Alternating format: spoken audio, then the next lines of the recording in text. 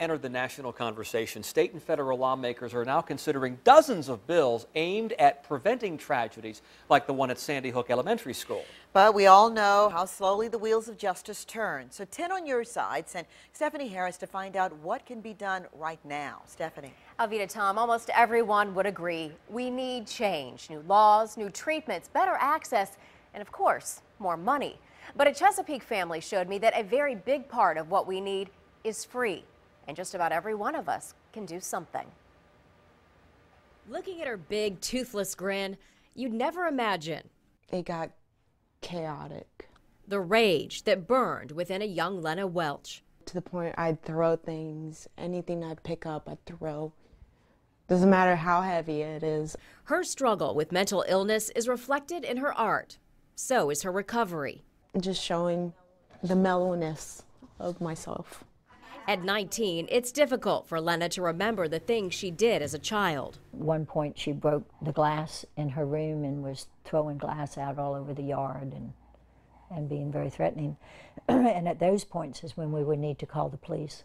Eventually, her mom had to admit her to a residential facility. She had just lost it. She had just really had a total meltdown and had been threatening to the students, had to evacuate the class. You may recognize her mom. Dr. Nancy Welch is Chesapeake's health director, so she knew how to navigate the system. She got Lena into the right programs with the best counselors, but even with her connections, it was difficult. I needed help.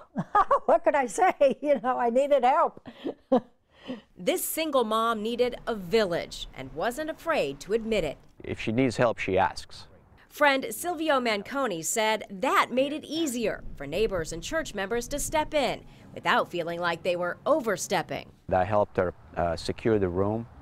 I put some protection against the wall so she couldn't damage them and also hurt herself, and I padded the room. Neighbor Diane McGrath. There were times that her mother had to sit down on the sidewalk and hold her in a special hold when she went into an episode.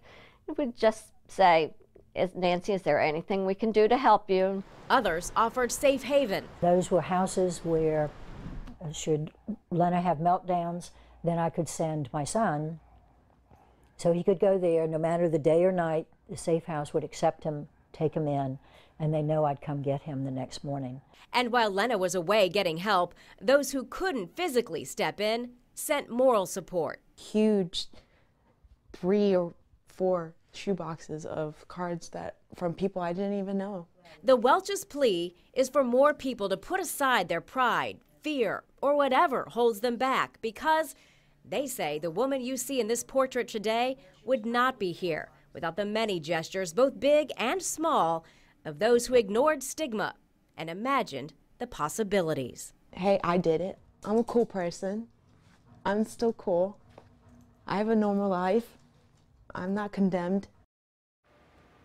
Now, if you're worried about someone and you're really not sure how to help, the experts at Community Services Board in Norfolk advise you to call the 24-hour mental health crisis line. Every city has one, and trained staff there can help you determine the best way to help, or they can directly intervene.